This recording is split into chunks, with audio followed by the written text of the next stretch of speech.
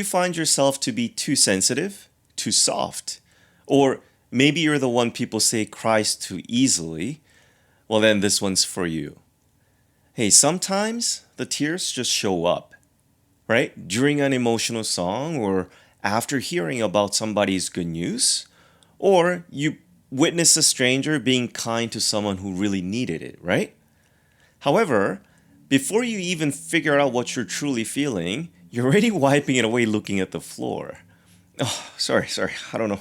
I don't know why I'm like this. And others might say to you, whoa, you're a little too sensitive. Thin skin. Gotta toughen up, man. Right? As if the crying is some kind of weakness or something's a little wrong in you. And honestly, it kind of feels true because that's the only frame anyone has ever handed you for it. But it's just not what the science says. There's a guy named Ed Vingerhoets over at Tilburg University, and he spent basically his whole career on something almost nobody studies seriously. He studied about human tears. And here's the thing, we're the only animal on the planet Earth that sheds emotional tears. Now, other animals make tears too, I understand that, sure. But theirs are for cleaning the eyes or keeping them wet. We're the only one who well up because something genuinely moved us.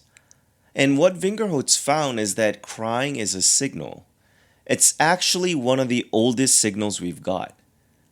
Tears evolved to pull people towards you, to say, I need you. Can you come closer? Without you having to verbalize it. So now think about this. If the tears are doing their job, if they're this accurate little signal firing off exactly the way it's supposed to, then why did you ever learn to be ashamed of them? I mean, I'm not gonna sit here and tell you you're secretly some gifted empath who feels more than anyone else. That's not it. It might be that you weren't given too much feeling. You were handed too little permission.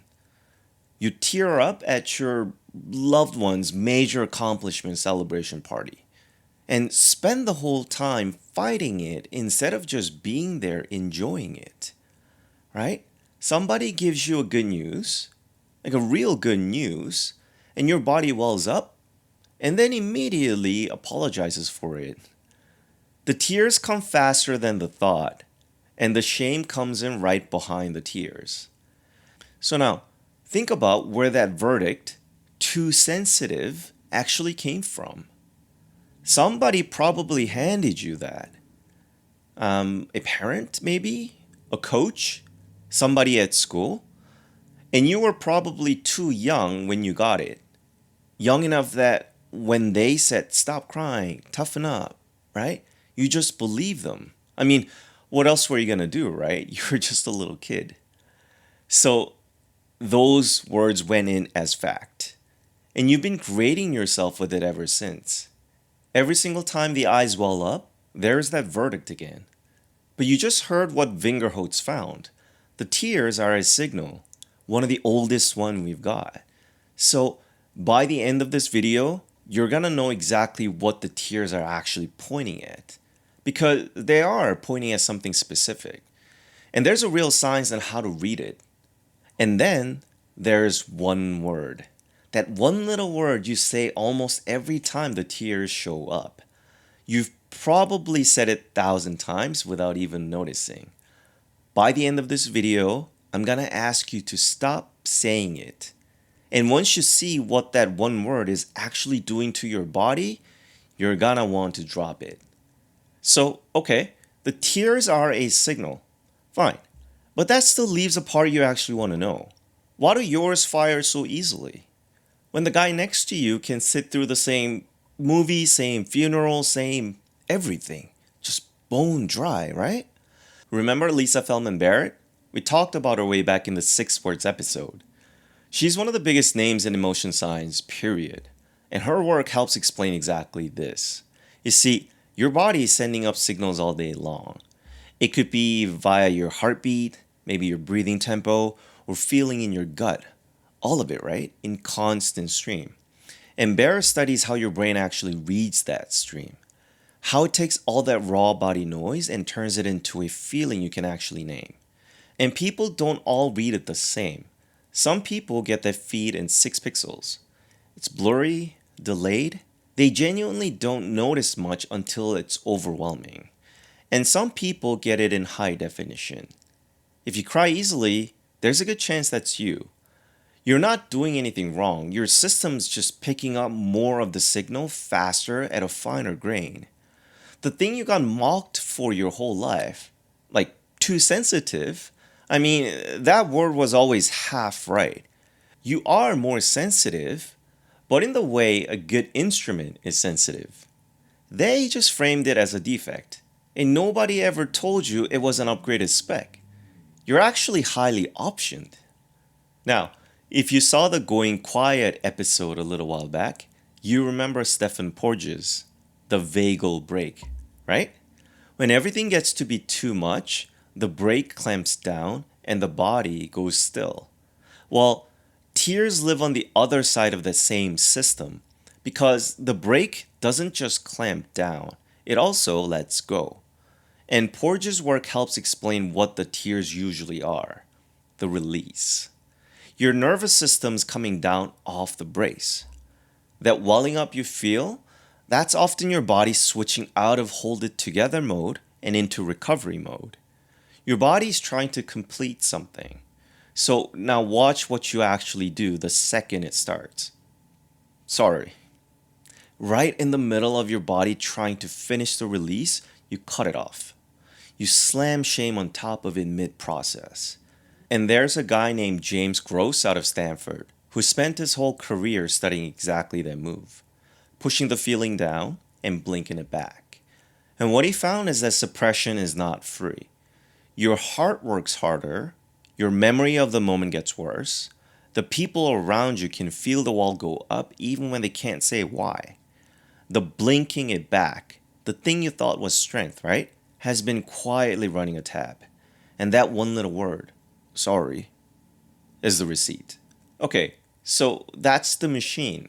High def instrument, release valve, and a lifelong habit of slamming the door on it. So now, let's talk about what you're actually gonna do. 2 tools, both of them small, neither of them easy. Beautiful pivot number 1. Drop the sorry. This is the one I promised you. That word, sorry, you say it before the first tear even lands. It's a reflex. And every single time you say it, you're teaching your body mid-release that what it's doing is wrong. So here's the move. The tears start, you feel the sorry coming up, and you just don't say it. That's it. You let the moment be what it is. And if you need words, try give me a second. And then actually take the second. The first time you try this though, it's gonna feel exposed. Because you've been apologizing for this your whole life, right? But you don't have to anymore. Take the second. The release wants to finish. So let it finish. Beautiful pivot number 2. Build a counter file. If you've been around this channel a while, you know this tool from the compliments episode. We're bringing it back because it works really well. Somewhere in you, there's a file labeled too sensitive.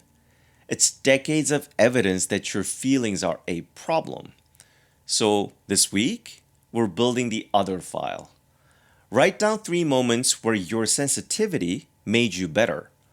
The time you knew someone you loved was hurting before they ever verbalized it out loud.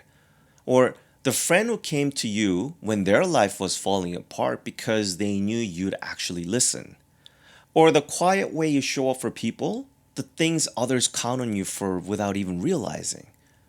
3 moments written down, and the next time the old verdict shows up, you've got these evidence on hand. Now, real talk. None of this pays off the first time. The first sorry you swallow is gonna feel awkward. The counterfile is gonna feel forced. In week 1, you're gonna wonder if any of it's doing anything.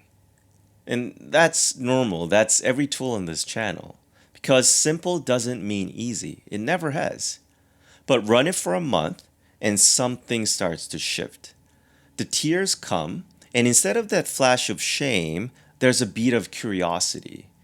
What's it pointing at? You start trusting the reading, and the people close to you feel the difference before you do, because the wall stopped going up. One last thing.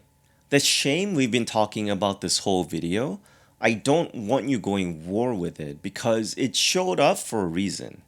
Somewhere way back, it was just trying to keep you safe from a wrong room or a wrong crowd or wrong decade to be somebody who cries. It did its job. It's just the job is over. You get to decide what the tears mean now. And after everything you heard today, the signal, the high def instrument, the release, I hope the answer is simple. The instrument works. You can trust it. We're beloved. God bless you, and I'll see you in the next one.